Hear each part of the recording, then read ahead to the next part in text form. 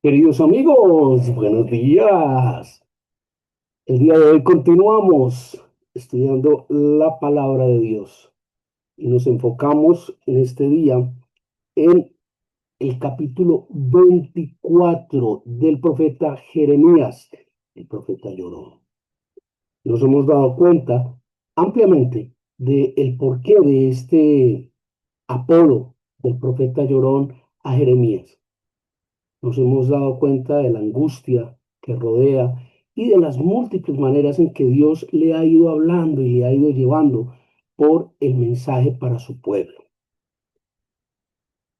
Este capítulo 24 es un ejemplo, una ilustración de parte de Dios muy similar a la que ha hecho ya en otras ocasiones. Recordemos que le puso el ejemplo de una vasija que se quebraba, le puso el ejemplo del alfarero, le puso el ejemplo de un manto que tenía que esconder por allá y se podría.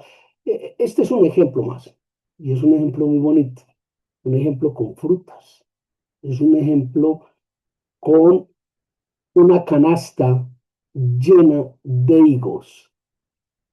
Vamos a ver qué nos dice Dios a través de su palabra, mediante el libro del profeta Jeremías en su capítulo 24. Padre Celestial, queremos agradecerte por este tiempo que nos das. Queremos agradecerte por este espacio, Padre, que nos permites para reflexionar, para crecer a la luz de tu palabra, para tener, Señor, la guía de tu Santo Espíritu, Señor. Permítenos aguzar nuestros sentidos espirituales, permítenos hacer la aprehensión de tu mensaje, Padre, para gloria, para honra de tu nombre, Señor. Guarda nuestros seres muy amados, guárdanos como tu iglesia, guárdanos, Señor, como parte de tu creación. Danos, Señor, sabiduría que viene de lo alto. Danos, Señor, dominio propio. Guíanos, Señor, a través de nuestro tiempo y de nuestro día. Para gloria y para honra de tu nombre lo hacemos, Señor, en el nombre de tu Hijo, nuestro Señor, nuestro Salvador, nuestro hermano mayor Jesucristo, por quien te rogamos, Señor, su pronto regreso. Amén. Muy bien. Jeremías capítulo 24, el cual versa de la siguiente manera. Después de haber transportado Nabucodonosor, rey de Babilonia, a Jeconías, hijo de Joacim, rey de Judá, a los príncipes de Judá y los artesanos y herreros de Jerusalén, y haberlos llevado a Babilonia, me mostró Jehová dos cestas de higos puestas delante del templo de Jehová. Una cesta contenía higos muy buenos, como brevas, y la otra cesta tenía higos muy malos, que de malos no se podían comer. Y vino a mí palabra de Jehová diciendo, así ha dicho Jehová, Dios de Israel, como a estos higos buenos, así miraré a los transportados de Judá, a los cuales eché de este lugar a la tierra de los caldeos para bien. Porque pondré mis ojos sobre ellos para bien y los volveré a esta tierra y los edificaré, no los destruiré. Los plantaré y no los arrancaré. Y les daré corazón para que me conozcan que yo soy Jehová, y me serán por pueblo, y yo les seré a ellos por Dios, porque se volverán a mí de todo su corazón. Y como los higos malos, que de malos no se pueden comer, así ha dicho Jehová, pondré a Sedequías, rey de Judá, a sus príncipes y al resto de Jerusalén que quedó en esta tierra, y a los que moran en la tierra de Egipto, y los daré por escarnio y por mal a todos los reinos de la tierra, por infamia, por ejemplo, por refrán y por maldición a todos los lugares a donde yo los arroje.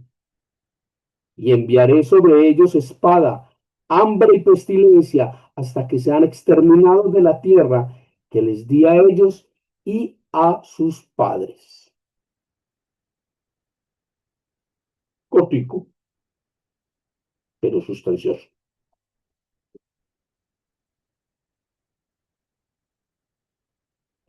Como vemos en la parte inicial del capítulo, esta visión de los higos es posterior a la llevada del rey Joconías y su séquito de servidores y su familia al cautiverio. Nos tenemos que remontar por allá al año 600 más o menos, 597 más o menos, de la era antes de Cristo. O sea, eso fue a ratico, 2600 años. ¿Cómo pasa el tiempo, no? Bueno,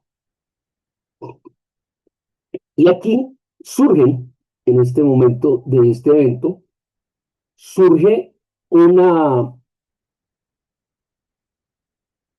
una dicotomía, surgen dos elementos que es muy importante tener presentes. El primero de ellos es el hecho de que Dios ilustra o muestra a través del profeta Jeremías dos canastas y las dos están frente a la iglesia de Dios. Una canasta con higos muy buenos y hace énfasis muy buenos y una canasta con unos higos muy malos, al punto de que no se podían comer, es decir, esos otros higos estaban ya poco más que podridos y descompuestos, no se podían comer. Y el segundo elemento a rescatar es la explicación que le da Dios al profeta para llevar el mensaje de qué representan, primero, que estén frente al templo de Dios. Y segundo, que representa que haya unos muy buenos y unos muy malos. Esta referencia, a mi leal saber y entender, tiene todo que ver con el momento que estamos viviendo en la actualidad, con 2600 y que tiene que ver con lo que calmado, relajado, ya lo voy a explicar. ¿Por qué? Porque nos vemos los buenos y malos frente al templo de Dios. Todos somos creyentes. Bueno, la gran mayoría somos creyentes. Pero dentro de esos creyentes hay unos que son buenos creyentes y hay otros que son malos creyentes, muy malos creyentes. Tan malos que no hay nada que rescatar ahí, pero dicen ser creyentes. ¿Y qué va a pasar con los buenos creyentes? ¿Qué va a pasar con los higos buenos? Dios dice que los ve con agrado. Y no es la primera vez, no es la primera vez que Dios pone un ejemplo de que una fruta representa la iglesia verdadera de Dios. Dice en muchas otras citas que eh, los higos buenos son fruta exquisita a los ojos de Dios. Y ejemplo de esto lo vemos en el mismo Isaías capítulo 28, lo vemos versículo 4, lo vemos en el profeta Gomelo, Oseas, lo vemos en Oseas capítulo 9, versículo 10, lo vemos en Miqueas capítulo 7 versículo 1, lo vemos en el profeta filósofo, Nahum, el profeta Nahum, capítulo 3 versículo 12. En todos estos elementos vemos esa referencia de los higos como fruta exquisita a Dios, extraordinario. O sea que hay un trasfondo importante en este ejemplo. Y como les digo, hace referencia a unos reales y verdaderos creyentes en Dios y hace referencia a unos falsos creyentes en Dios, aquellos que creen en Dios a su manera, aquellos que dicen Dios es amor, entonces todo lo que sea amor, no importa con qué ni con quién, es bien visto por Dios. Eso no es cierto, o sea, la Biblia dice otra cosa, y dice otra cosa muy distinta. ¿Listo?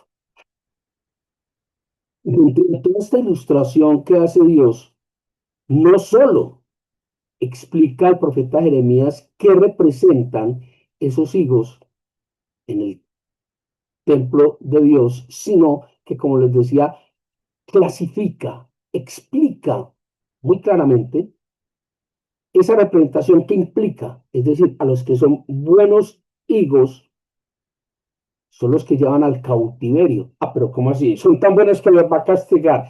Sí, y ya vamos a ver por qué. Ya, calmado, relajado. No jale que me descobija. Calmado, relajado. Ya le voy a explicar por qué. En cambio, a los hijos malos, a los falsos creyentes, a esos los lleva a perdición, a muerte. Dice allí el profeta que los pone para escarnio del mundo. Los lleva para que si no los conoce, los vaya conociendo y vaya sabiendo quiénes son. Para que lo vaya conociendo.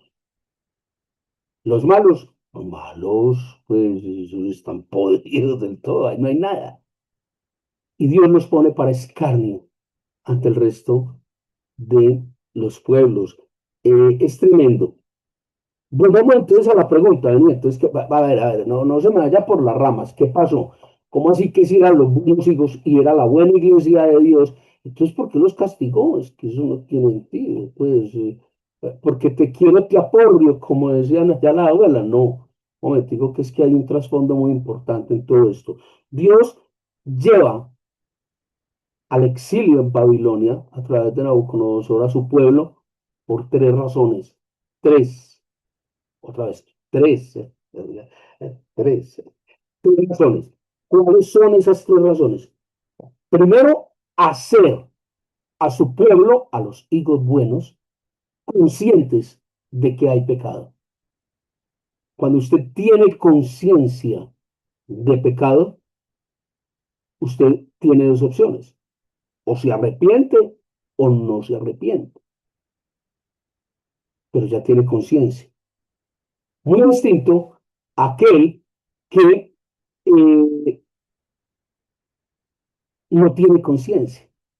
Hombre, usted no se arrepiente. ¿De qué me arrepentir?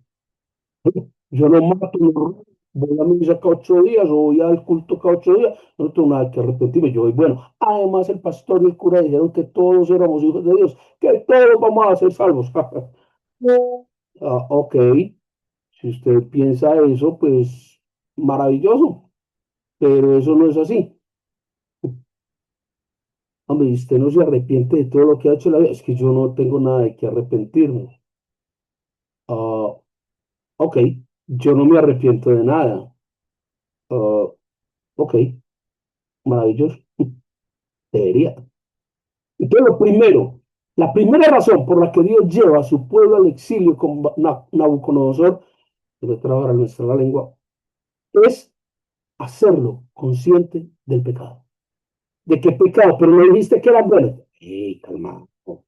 Había pecado de idolatría, había pecado de soberbia, había pecado de promiscuidad espiritual. Lo hemos visto a través de estos 23 capítulos anteriores. ¿O es que no los ha escuchado? Wow.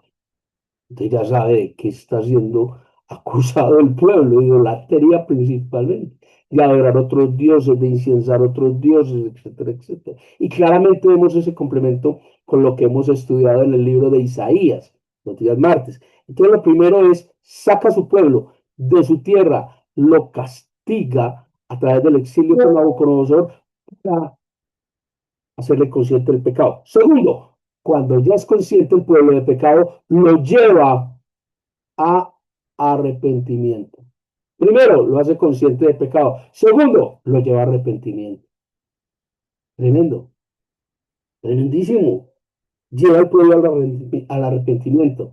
Y la tercera razón es llevar al pueblo a purificarlo. El pueblo se purifica. ¿Por qué?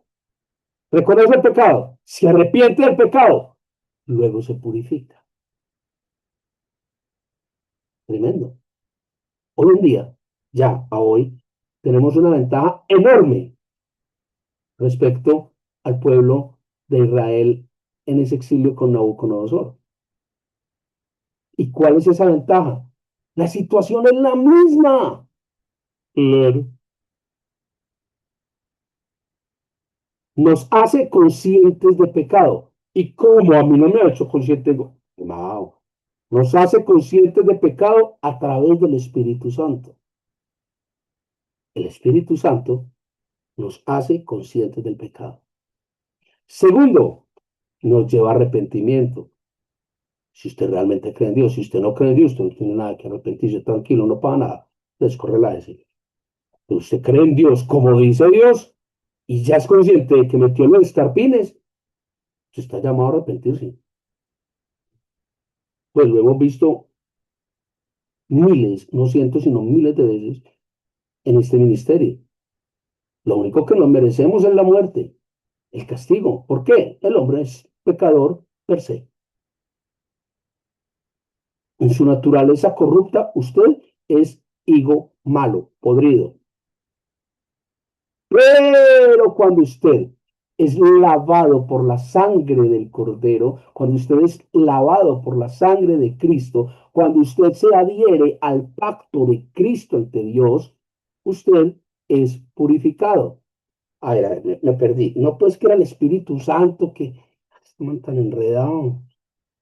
Calmado. Cuando usted acepta el pacto entre Dios y usted a través de Jesucristo, usted recibe inmediatamente, ipso facto, recibe el Espíritu Santo. Cuando usted recibe el Espíritu Santo, se hace consciente de pecado. Cuando se hace consciente de pecado y se arrepiente de ese pecado, la sangre de Cristo que usted aceptó momentos atrás, limpia su pecado. Usted es purificado. ¿La vio o no la vio? Así o más claro. Muy claro, ¿no? La situación es la misma. Para nosotros es más fácil. Ahora bien, cuando digo la sangre de Cristo lo purifica con el pacto que usted aceptó hace un instante, no quiere decir, no necesariamente, que usted dice o hace la oración de fe. La oración de fe que le pone mucha iglesia. No, es que ya hizo la oración, ya él es salvo, ya esto no puede nada. ¿En serio? Eso no es lo que dice la Biblia. Ese proceso de esa purificación a través de la sangre de Cristo es un proceso largo y doloroso. Es un pequeño exilio que el creyente sufre para disciplinarse, para transformarse, para generar un arrepentimiento genuino. No es algo que se logre a través de una oración. No hay tal cosa en la Biblia como una oración de fe, no para ese fin. No, es que él hizo la oración de fe, ya, eso es salvo, ya. ¿En serio? Eso sería salvación por obras. Hago una oración, hago cosas y soy salvo. Y la epístola Paulina es muy clara. Vosotros sois salvos por fe, no por obras, para que nadie se vanaglorie.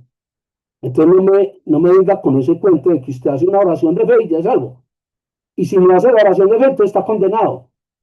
A ver, a ver, a ver, a ver. A otro perro con eso ya ve que eso no es así. Eso no es así. Bíblicamente no es así. Así como decía el cuento, uy, Perry, nos tumbaron. Sí, esos son los hijos malos, los que le tratan de cambiar la doctrina de Dios.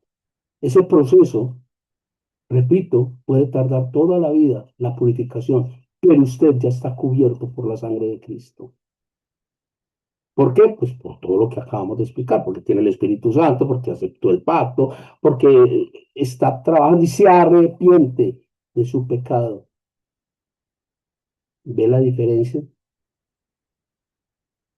Ahora bien, no faltará quien diga, pero yo sí he visto casos en la Biblia donde esa transformación es inmediata. Ipso facto, ¿cómo se ve que no lee la Biblia? Ay.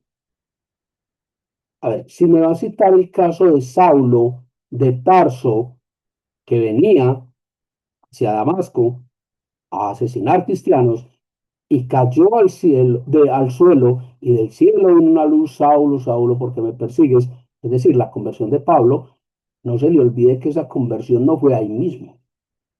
Tuvo que estar 3 días con los ojos tapados con unas escamas. 3 días tuvo que estar para poder ver la luz. No se le olvide. Eso pues a los Harry Potter, ¿no? Transformus Spiritus es, eso no, eso pues, no, olvídese de eso. Le pongo un ejemplo bien fácil. Si usted le pide a Dios, Señor, hazme paciente, porque es que no tengo paciencia, hazme paciente. ¿Usted qué piensa? ¿Que Dios va a levantar su mano y decir pacientus est? ¿O por el contrario, le va a empezar a dar una serie de situaciones donde usted desarrolle la paciencia a través de la guía del Espíritu Santo? ¿Qué cree que va a hacer Dios?